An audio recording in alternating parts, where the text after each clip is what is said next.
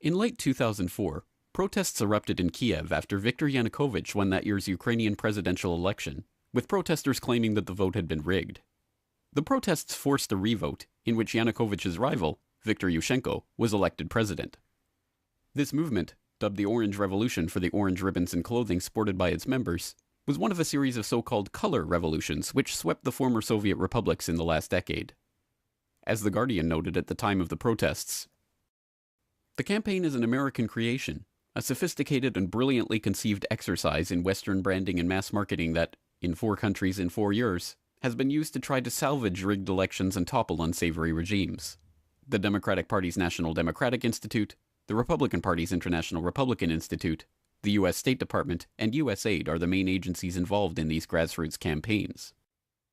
Audio of Assistant Secretary of State Victoria Nuland apparently dictating who the U.S. wanted in and out of the supposedly grassroots-supported interim government only came as a surprise to those who did not believe Washington or its allies in the Washington Consensus were actively involved with the ongoing protests in the country. As did the revelation of her admission last December that the U.S. had already pumped $5 billion into the funding of the Ukrainian opposition. As did the appearance of confirmed terrorist supporter John McCain at a rally with the leader of the Ukrainian neo-Nazi Svoboda party leader. As did the appointment of a central banker as the interim prime minister and his immediate announcement that the country was in talks with the US, EU, and IMF for emergency loans. As supposedly progressive outlets once again scramble to throw their support behind the billionaire oligarchs and NGOs that have helped to destabilize the country, and as neocons unite with neoliberals in their agenda to carve up Ukraine for Western interests, it remains to be seen what genuine alternative outlets will stand up against this blatant interference and stand up for the principle that it is up to the Ukrainian people and no one else to decide what happens in their country. Hi there, I'm Darren Howard. And I'm Robert Nisbet. You're tuned in to our look at the world political situation and some of the misinformation going on around the Ukrainian crisis. As the Western media tends to put out propaganda, we're trying to correct that misinformation.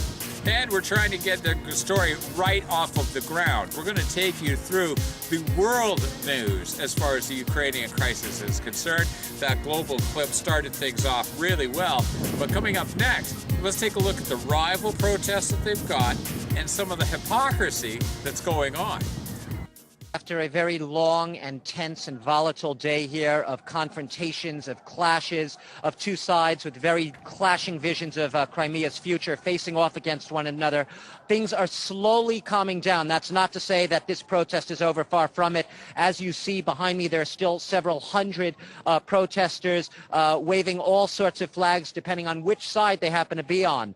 And what we've seen throughout this day basically is on one side, if you want to, in broad brushstrokes, paint this rally, you saw the Russian speakers on one side. A lot of them are claiming either greater autonomy. In some cases, they want to be a part of Russia again, which Crimea was, the former Soviet Union at least, before 1954. On the other side, you had mostly Crimean Tatars, and what they really want to do is they say Crimea is part of Ukraine. Crimea should remain part of Ukraine. They want a united Ukraine. They are echoing the political line that we are hearing out of the new powers in Kiev, saying that their first priority is to try to keep Ukraine united together to restore stability. These groups were facing off against each other. You had clashes. You had at one point trying to break down doors to the parliament building, trying to get into the parliament building.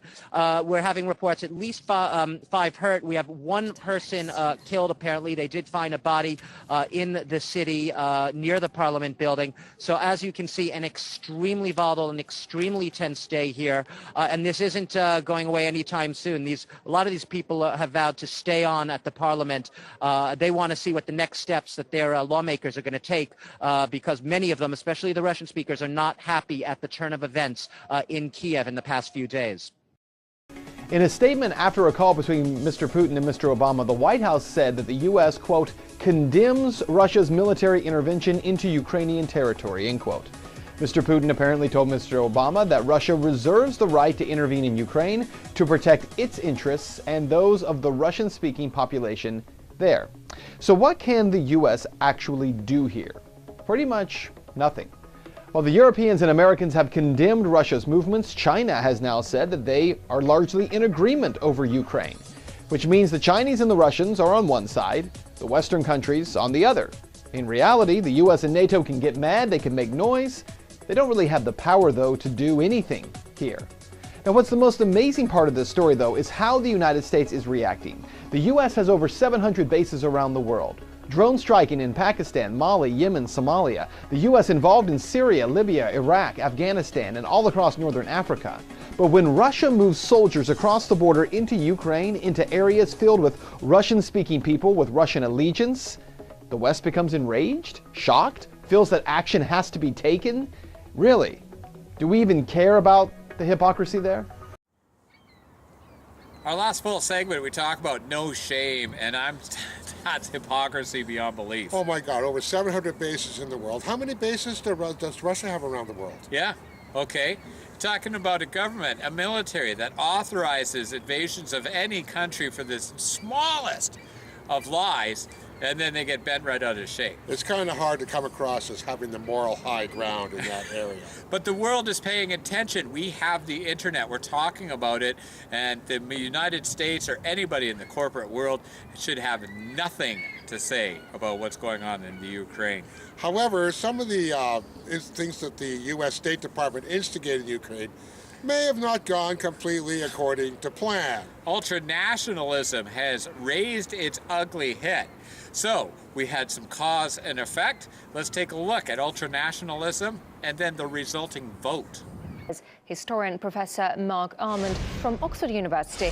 Professor Armand, very nice to see you. And as it often happens, revolutionary, beautiful ideals and ideas often hijacked by the far right and radicals. And Russia wants Western nations to clarify if the people calling for help from a most wanted terrorist are the same people they helped steer into power.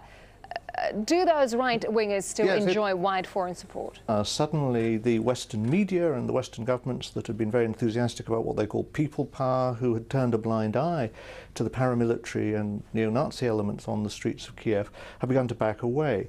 The BBC's Gabriel Gatehouse, for instance, showed film of SS and Heil Hitler emblems on the right sector's equipment, which was obviously taken before the fall of Yanukovych. So it was available before the crisis, but it's only been shown since. Now the Western sponsors are rather worried. Suddenly we begin to see criticism of the new regime in Kiev.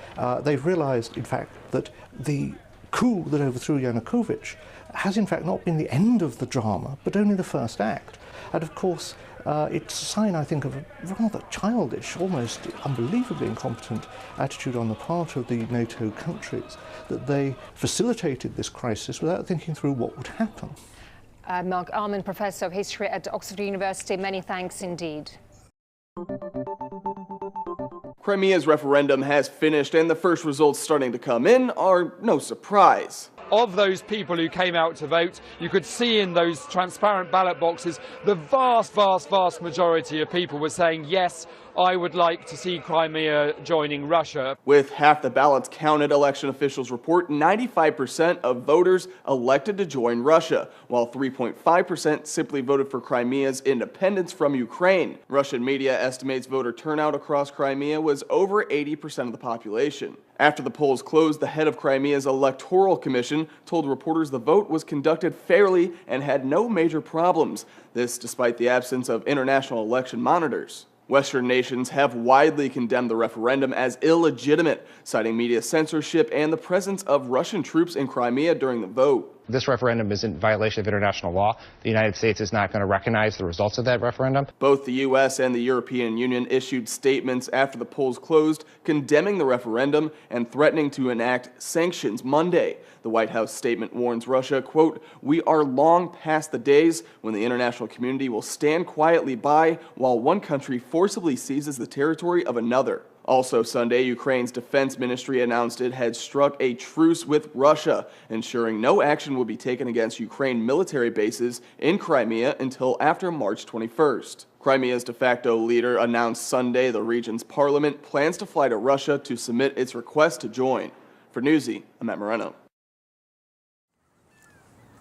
So Crimea has voted. and they decide they want to join the Russian Federation. More divisions, more divide and conquer mentality. We're taking a look at this from a banking, social, from a point of view from more lines on the map than we're aware of or lamestream media covers. However, there's been a reaction from the current puppet government of the Ukraine, which seems a little warlike to me. I know. Okay, well, you be the judge. Check it out. Meanwhile, Ukraine's new Prime Minister vowed that the earth will burn under the feet of separatists. Ukraine will find all those responsible for instigating separatism. We will find them in a year or two and place them all on trial. The very ground will burn beneath their feet. There will be no place on earth where they will feel safe, and the Russians will not protect them. He also claimed that despite its grave economic state, Ukraine needs to raise its military budget tenfold, and to fund that, the country, which is on the verge of bankruptcy, will have to cut everything from pensions to healthcare spending. Kiev is currently $140 billion in debt and at serious risk of default. But over the next 3 months, Kiev wants to quadruple military spending to the tune of $700 million. And what makes it all the more strange is the massive cuts to welfare and pensions due to hit Ukraine. The government's admitted the treasury is empty and that average pensions could be slashed to half its current rate of $160 a month. So there you go. Well, that's a side that the U.S. and the Western powers have decided to align with. And, of course, war drums all the way around. The only people who are going to make a lot of money, the banks who are financing both sides of the war. And, of course, the weapons manufacturers who will be glad to help Ukraine build up their military. Start taking a look at world history, where the Ukraine lays within the big international spectrum, the way that tactics and politics works, and also start paying attention to the details that are being ignored wholeheartedly by lamestream media. We have another part of this special coming up. That's right. We want to remind you that history didn't start in November. So stay tuned. Part 2 coming up. People who took power in Kiev now have all propaganda resources of the Western media at their disposal. They chose to ignore the leaked conversation in which 2 European leaders talk about evidence that Maidan leaders may have ordered the snipers to shoot at people. So that there is now stronger and stronger understanding that behind snipers, it was not Yanukovych, but it was somebody from the new coalition. CNN had material on their website, which started with this phrase, "Don't read too much into this conversation." Not only do they skip what's uncomfortable for the guy they're rooting for, they apparently sometimes edit whatever unrealistic stuff he may be saying. Ukraine's interim Prime Minister, Arseniy Yatsenyuk, at a news conference several times mentions Russian troops and Russian tanks on the ground in Ukraine. And in their reposts, the friendly media never mentions the tanks. Maybe because nobody has seen tanks. In this cheering campaign for Ukrainian revolution, the media here have left out a lot of what was happening in Ukraine. Reports like this. This is a governor in a western part of Ukraine who tried to calm down a raging mob of rioters. He was severely beaten and handcuffed to a protest stage. The U.S. presents the revolution there as a triumph of democracy when people have not had their say yet. On the other hand, there is a media offensive to discredit the upcoming referendum in Crimea. We're going to see it intensify because those are the voices that they don't want to hear. The proposed referendum would violate the Constitution of Ukraine and international law. As you can see, when you tear something out of context, you get a completely different picture. Another way of saying it, do not rely on just one source of information. In Washington, I'm Ganesh Chekyan, RT.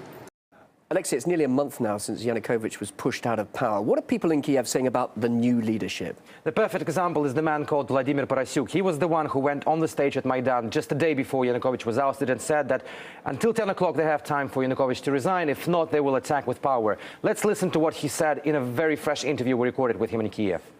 Staff policy in Ukraine is failed. The Crimean issue is failed. The security in the east of the country is failed. Security in general is failed because people totally distrust the police. I acknowledge the new power, but I'm not happy how it works. It lacks bravery and faith in the Ukrainian people.